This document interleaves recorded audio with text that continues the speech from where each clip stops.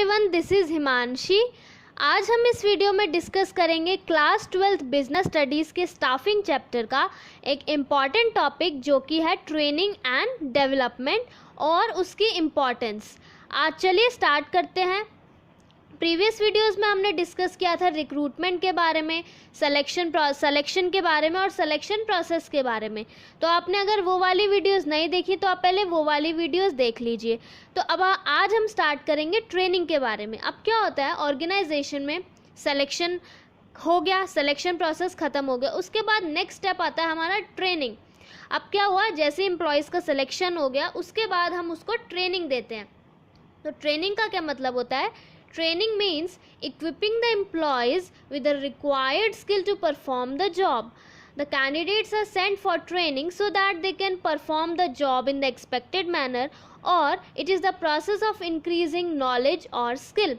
तो बहुत सिंपल है ट्रेनिंग का मतलब कि जो भी हमारा एम्प्लॉय है उसको हमें प्रिपेयर करना है कि वो जो जॉब है उसको एक्सपेक्टेड मैनर में कर पाए। कैंडिडेट्स को हम ट्रेनिंग पर क्यों भेजते हैं? ताकि वो अपनी जो उनके अंदर स्किल है और जो नॉलेज है उसको इंक्रीज करें और अपना काम जो है वो एफिशिएंटली और इफेक्टिवली कर पाएँ और जो एक्सपेक्टेड मैनर में अपने काम को कर पाएँ। तो इसलिए हम एम्प्लॉयज़ को ट्रेनिंग पर भेजते हैं, उनकी स्किल्स को इम्प्रूव करने के लिए, उनकी नॉलेज को इम्प्रूव करने के लिए, ठीक है, ताकि वो अपना जो जॉब है वो बहुत अच्छे से कर पाएँ। तो ये तो हो गई हमारी ट्रेनिंग।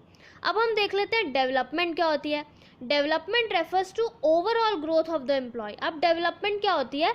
जो एक एम्प्लॉय है उसकी ओवरऑल ग्रोथ, ठीक है। It focuses on personal growth and successful employees development, मतलब उसकी पूरी ग्रोथ, जो उसकी पर्सनल ग्रोथ है और उसका पूरी तरीके से उसका डेवलपमेंट, ओवरऑल ग्रोथ के बारे में डिस्कस करता है डेवलपमेंट।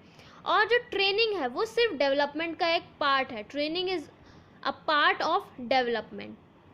फॉर एग्ज़ाम्पल अगर दोनों का हम डिफरेंस देखें तो क्या होता है, एक एग्जाम्पल से समझते हैं। अगर एक अकाउंटेंट को हम ट्रेनिंग पर भेजते हैं to send the new software for accounting to prepare the books of accounts more fast and accurate, this is called training. अगर हम एक अकाउंटेंट को ट्रेनिंग पर भेजते हैं कि वो, अगर हम एक अकाउंटेंट को एक नया सॉफ्टवेयर सीखने के लिए भेजते हैं ताकि वो अपना काम जो है, जो बुक्स ऑफ अकाउंट्स है उसको फास्ट और एक्यूरेट कर पाए, उसको हम क्या बोलेंगे? ट्रेनिंग। बट अगर हम उसको भेजते हैं एक ओरिएंटेशन प्रोग्राम के लिए to improve his motivational and conceptual skills, than this is called development. But अगर हम उसको एक ओरिएंटेशन प्रोग्राम पर भेजते हैं जिससे वो मोटिवेशनल स्किल्स भी उसके अंदर आती हैं, कॉन्सेप्चुअल स्किल्स भी आते हैं, तो उसकी ओवरऑल ग्रोथ हो रही है, तो उसको हम क्या कहेंगे? डेवलपमेंट, ठीक है। तो इससे हमें समझ में आया ट्रेनिंग और डेवलपमेंट का डिफरेंस, ठीक है। ये होती है ट्रेनिंग और डेवलपमेंट। अब हम डिस्कस कर लेते हैं इम्पॉर्टेंस ऑफ ट्रेनिंग के बारे में। ट्रेनिंग की इम्पॉर्टेंस देख लेते हैं from organisation point of view कि ऑर्गेनाइजेशन को क्या बेनिफिट होता है ट्रेनिंग से, और जो एक पर्टिकुलर एम्प्लॉय है उसको क्या बेनिफिट होता है ट्रेनिंग से। पहले देख लेते हैं from organisation point of view, organisation को क्या बेनिफिट होता है। सबसे पहला बोल रहा है reduced learning time. Trained employee takes less time in learning the job as compared to untrained employee। अगर हम कंपेयर करें एक ट्रेंड एम्प्लॉय को और एक अनट्रेंड एम्प्लॉय को, तो जो ट्रेंड एम्प्लॉय होगा वो कम टाइम में जॉब को सीख जाएगा, तो उससे क्या होगा? As a result there is less wastage of resources. तो जो रिसोर्सेज हैं ऑर्गेनाइजेशन के उनका कम वेस्टेज होगा और हाई प्रोडक्टिविटी रहेगी ऑर्गेनाइजेशन में, क्योंकि एक ट्रेंड एम्प्लॉय जल्दी से काम को सीख लेगा, वो पहले से ही ट्रेंड है, उसको पता है काम कैसे करना है ना। बट जो एक अगर कोई अनट्रेंड एम्प्लॉय होगा उसको नहीं पता कैसे काम करना है, तो वो ऑर्गेनाइजेशन के जो रिसोर्सेज हैं उनको वेस्ट करेगा। देन नेक्स्ट पॉइंट बोल रहा है better performance. Performance of trained employee is always better than the performance of untrained employee, as in the training programme the qualities and capabilities are improved. तो जो एक trained employee होगा वो as compared to untrained employee उसका performance ज़्यादा better होगा, क्योंकि training programme में वो सीख चुका है कि अपनी क्वालिटीज़ और कैपेबिलिटीज़ को किस तरीके से इम्प्रूव करना है, वो काम करना अच्छे से सीख गया है कि किस तरीके से करना है, तो वो अपना परफॉर्मेंस उसका क्या रहेगा as compared to untrained employee बहुत ज़्यादा बेटर रहेगा। तो ये हो गया एक इम्पॉर्टेंस। नेक्स्ट हम देख लेते हैं एटीट्यूड फॉर्मेशन।